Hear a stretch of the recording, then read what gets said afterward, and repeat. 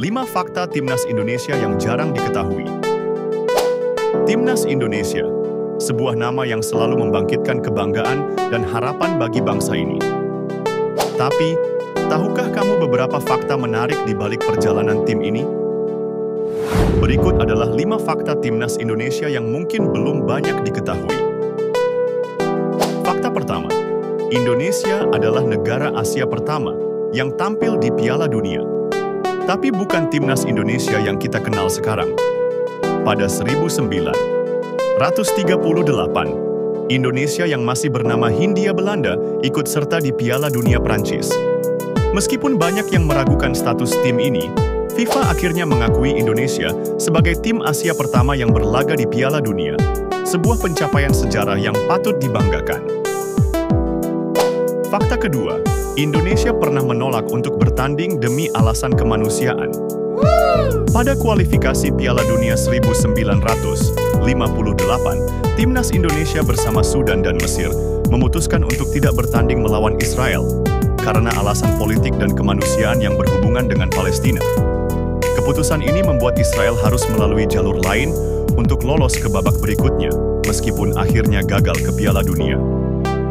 Fakta ketiga, Indonesia pernah memiliki 2 timnas.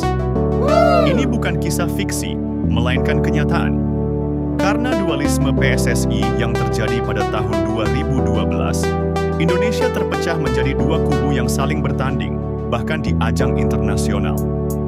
Hal ini menyebabkan kebingungan dan menghambat perkembangan tim yang akhirnya mempengaruhi performa mereka di Piala AFF. Fakta keempat, Timnas Indonesia cukup sering dilatih pelatih asing.